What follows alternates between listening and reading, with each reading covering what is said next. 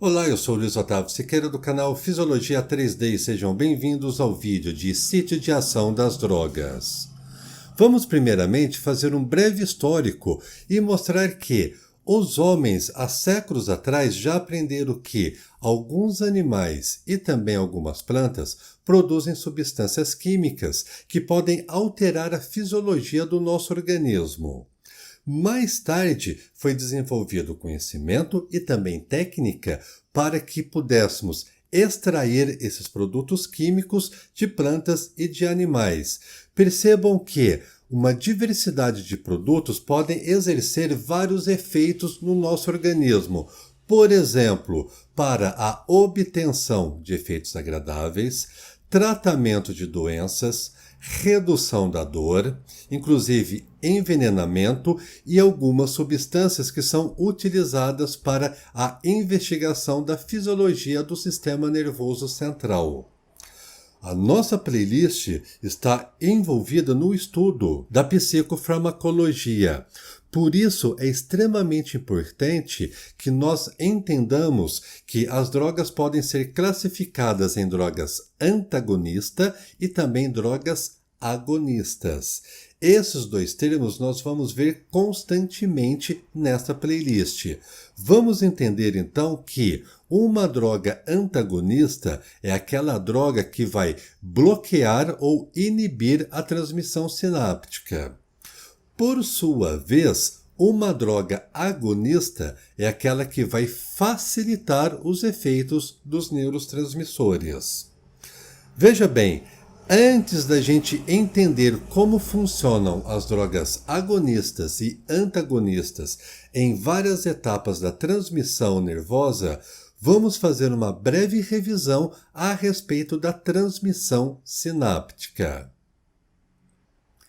Esta animação já foi apresentada em videoaulas anteriores. Vamos relembrar que, nessa ilustração, eu encontro um elemento pré-sináptico, o terminal do elemento pré-sináptico, e podemos ver ainda uma vesícula sináptica contendo neurotransmissores, uma proteína integral, um canal de cálcio voltagem dependente e também uma região especializada do elemento pré-sináptico chamado de zona ativa. Vamos ver como ocorre a liberação do conteúdo de neurotransmissores da vesícula sináptica para o exterior do elemento pré-sináptico. Vejamos que, após a chegada de um potencial de ação, vai ocorrer uma alteração conformacional no canal de cálcio voltagem dependente, a abertura de um poro iônico e o influxo de cálcio. Este cálcio vai ligar nas vesículas sinápticas e vai permitir a mobilização dessas vesículas sinápticas até uma região especializada chamada de zona ativa. A zona ativa, por sua vez, vai permitir o ancoramento da vesícula sináptica e, por exocitose, a liberação do conteúdo de neurotransmissores do interior do elemento pré-sináptico para a fenda sináptica. Vejamos agora o que ocorre na fenda sináptica. Essa ilustração mostra o elemento pré-sináptico que nós acabamos de estudar, na parte inferior o elemento pós-sináptico, o espaço entre o elemento pós e pré-sináptico é chamado de fenda sináptica. Vejamos agora o conteúdo de neurotransmissores depositado no exterior do elemento pré-sináptico, ou seja, na fenda sináptica. Nós vamos entender o que acontecerá com esse conjunto de neurotransmissores que foi liberado do elemento pré-sináptico. Mas antes veja que no elemento pós-sináptico encontramos proteínas receptoras. Essas proteínas apresentam afinidade com os neurotransmissores. Vamos ver isso acontecendo. Após a liberação do conjunto de neurotransmissores, parte desses neurotransmissores vão combinar com as proteínas do elemento pós-sináptico. Esta combinação vai permitir uma alteração conformacional da proteína e a entrada de íons no elemento pós-sináptico, conforme mostra o nosso exemplo. Percebam que, além da interação entre o neurotransmissor com a proteína integral localizada no neurônio pós-sináptico, ou seja, com o receptor pós-sináptico, parte dos neurotransmissores que foram liberados serão degradados por enzimas específicas presentes na fenda sináptica. Essa degradação vai fazer ao mesmo tempo que o neurotransmissor seja inativado e, além disso, esta hidrolisação vai permitir que componentes dos neurotransmissores sejam recaptados para o interior do elemento pré-sináptico e depositados novamente na vesícula sináptica. Agora que já fizemos uma breve revisão a respeito da liberação dos neurotransmissores e a sua atuação no elemento pós-sináptico, vamos ver como drogas agonistas e drogas antagonistas vão interferir na transmissão sináptica. Vamos começar a falar a respeito dos efeitos da produção dos neurotransmissores. As etapas de síntese do neurotransmissor são controladas por enzimas. Vejamos então o efeito de uma droga que vai atuar na síntese de neurotransmissores. Vamos ver que a taxa de síntese de neurotransmissores aumenta quando um precursor é administrado.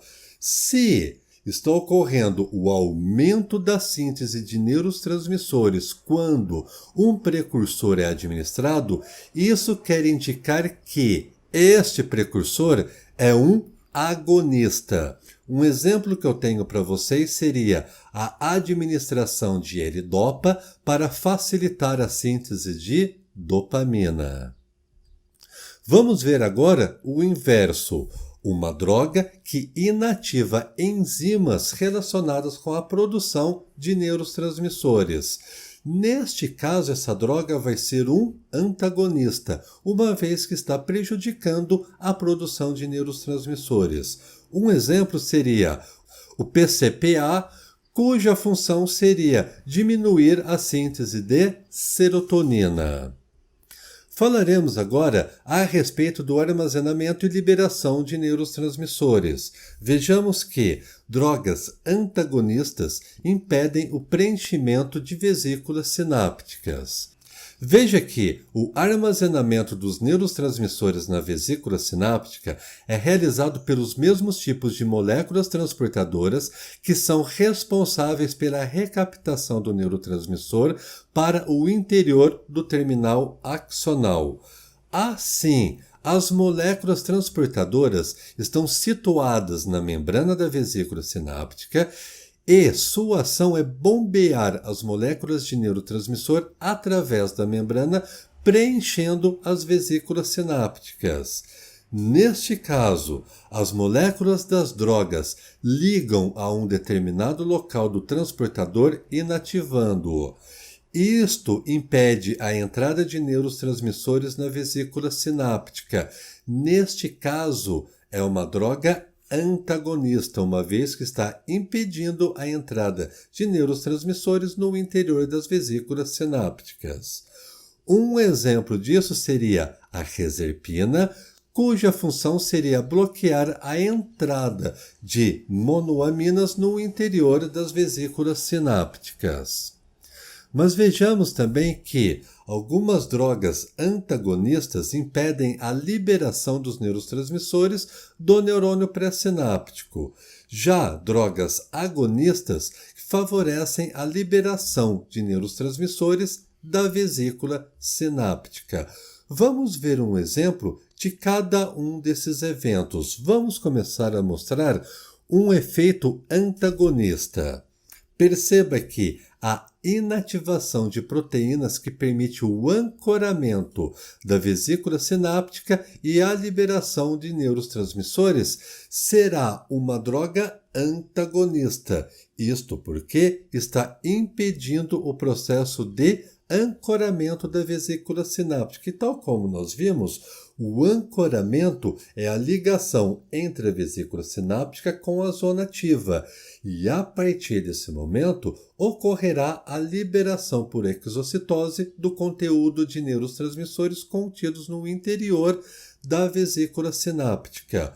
Um exemplo que nós já vimos em vídeos anteriores é a toxina botulínica. Agora nós podemos falar que a toxina botulínica é um antagonista de acetilcolina. Vejamos também que drogas que ligam as proteínas da vesícula sináptica e facilitam a liberação de neurotransmissores são drogas agonistas. Isso porque a droga agonista está facilitando a liberação de um neurotransmissor. Um exemplo seria o veneno contido na aranha viúva negra. Este veneno é um agonista de acetilcolina. Vamos falar agora a respeito de autorreceptores. Os autorreceptores são receptores contidos no elemento pré-sináptico, cuja sua função seria regular a quantidade de neurotransmissores que é liberada. Veja que importante, a estimulação, preste atenção nisso, a estimulação de autorreceptores reduz a liberação de um neurotransmissor.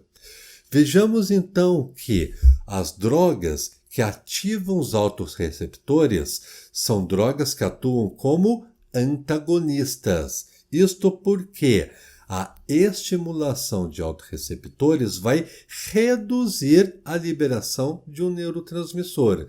Desta maneira, estimulando a função dos autorreceptores, ocorrerá um decréscimo da liberação de neurotransmissores, por isso as drogas que fazem este papel são drogas antagonistas.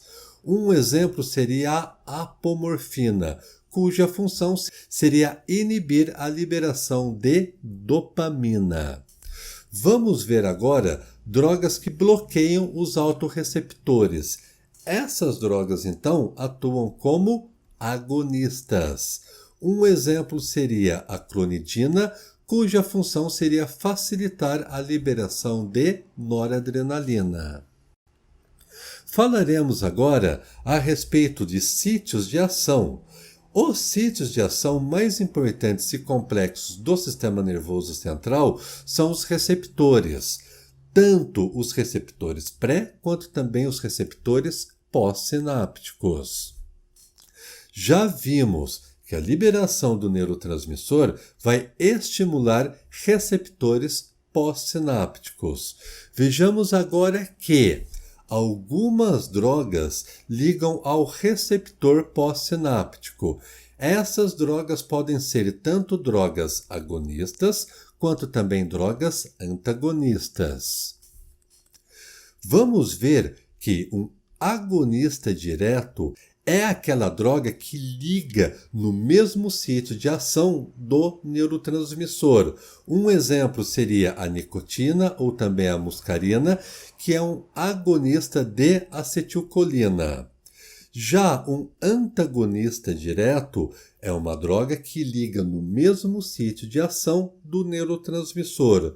Um exemplo seria o curare ou também a atropina. Ambas drogas são antagonistas diretas. Agora, pessoal, perceba que alguns receptores apresentam vários sítios de ligação. Isso indica que diferentes ligantes podem acoplar-se a esta proteína. Veja a ilustração abaixo. Nessa ilustração, nós podemos ver um receptor e este receptor apresenta dois sítios de ligação. Um sítio de ligação com um neurotransmissor e um outro sítio de ligação com uma droga. Neste caso, esta proteína apresenta diversos sítios de ligação e diferentes ligantes podem acoplar a esta proteína, a este receptor. Isso vai mostrar, pessoal, que os neurotransmissores ligam a um local. Já neuromoduladores ou drogas ligam a outros locais. Isso está acontecendo um tipo de ligação não competitiva. Vamos ver agora alguns exemplos. Quando uma droga compete com o mesmo sítio de ação do neurotransmissor, é chamada essa droga de agonista direto ou antagonista direto. Por outro lado, quando uma droga age sobre outros sítios diferentes do sítio de ação do neurotransmissor, essa droga é chamada de antagonista indireta ou agonista indireto. Vamos ver algumas ilustrações disso que eu acabei de mostrar para vocês. Percebam que nessa ilustração existe 3 receptores, sendo que é o mesmo receptor desenhado 3 vezes. Este receptor apresenta um sítio de ação que liga a um neurotransmissor. No nosso exemplo, o neurotransmissor ligado ao seu sítio de ação vai permitir uma alteração conformacional da proteína, a abertura de um canal iônico e, neste caso, um influxo de íons. Vamos ver o seguinte: caso uma droga atinja o mesmo sítio de ligação do neurotransmissor, acabamos de ver que esta droga pode ser um agonista direto. Isto porque a droga está atuando no mesmo sítio de ação de um neurotransmissor. E como essa droga em específico exerce a mesma função do neurotransmissor, essa droga é um agonista. Por outro lado, pode acontecer que outras drogas também atinjam o mesmo sítio de ligação do neurotransmissor. Caso essa droga não estimule a abertura de um canal iônico, essa droga é uma droga antagonista, uma vez que está desfavorecendo a função do neurotransmissor. E como essa droga atua no mesmo sítio de ligação em relação ao neurotransmissor, essa droga é um antagonista direto. Vamos ver agora outros exemplos. Perceba que nesta figura nós temos um receptor.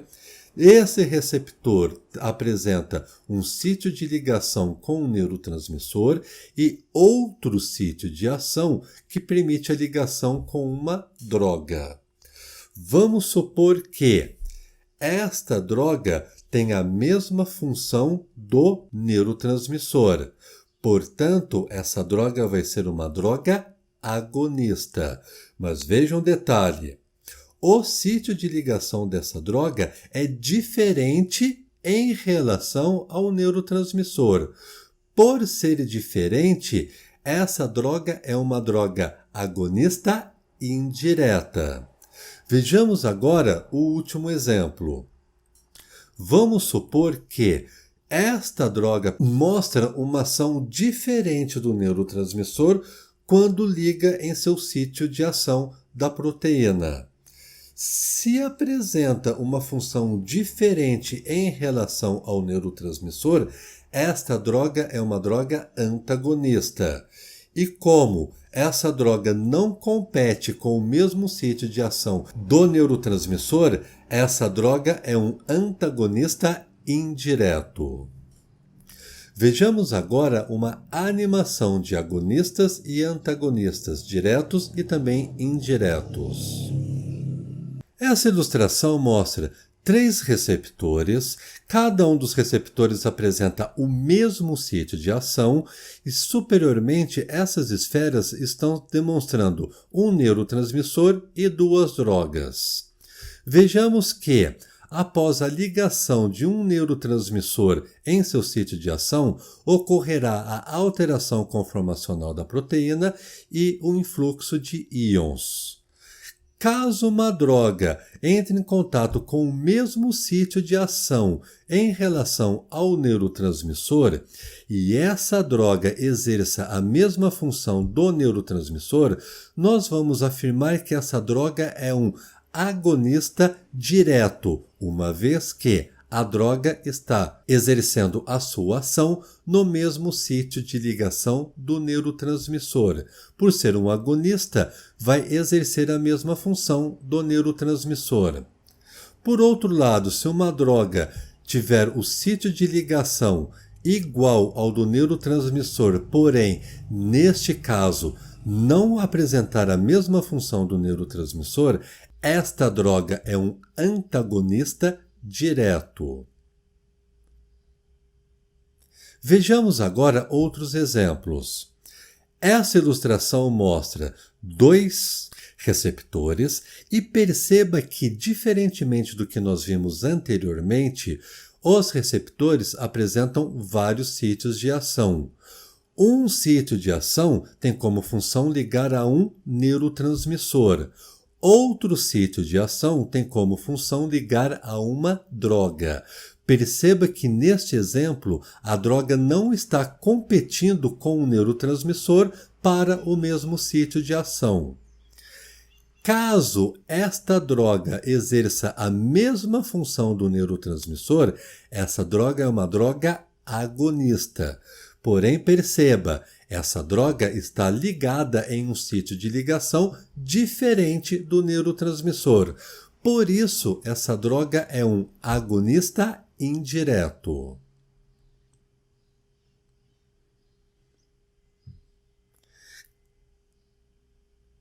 Caso agora a droga exerça uma função diferente do neurotransmissor e perceba novamente, a droga esteja acoplada em um sítio de ação também diferente em relação ao sítio de ação do neurotransmissor, essa droga é uma droga antagonista indireta.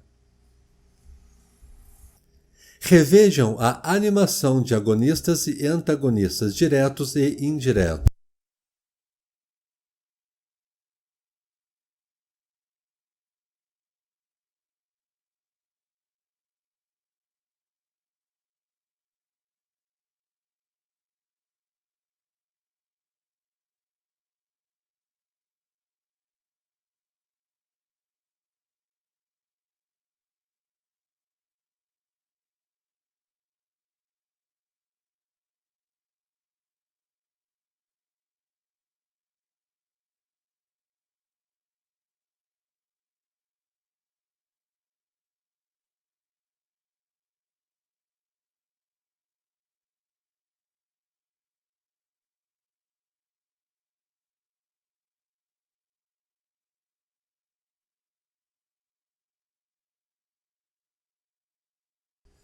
Vamos ver agora as drogas que interferem na recaptação dos neurotransmissores. Drogas que ligam a proteínas e impedem a recaptação do neurotransmissor apresentam uma ação agonista. Um exemplo que nós já vimos em playlists anteriores seria a cocaína, cuja função dessa droga é impedir a recaptação de serotonina na fenda sináptica. Vamos ver um outro exemplo de drogas que ligam a enzimas que hidrolisam o neurotransmissor e impedem a ação desta enzima. Essa também é uma ação agonista.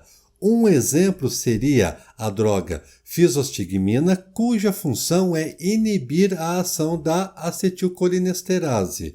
Diminuindo a acetilcolinesterase na fenda sináptica, isto vai aumentar a ação da acetilcolina na fenda sináptica. Essas eram as informações que eu gostaria de passar para vocês neste vídeo. Espero que essas informações tenham contribuído com a sua formação. Se chegou até aqui, deixe um like. Se não for inscrito, se inscreva no canal e nos vemos em breve. Muito obrigado por me assistir e até mais.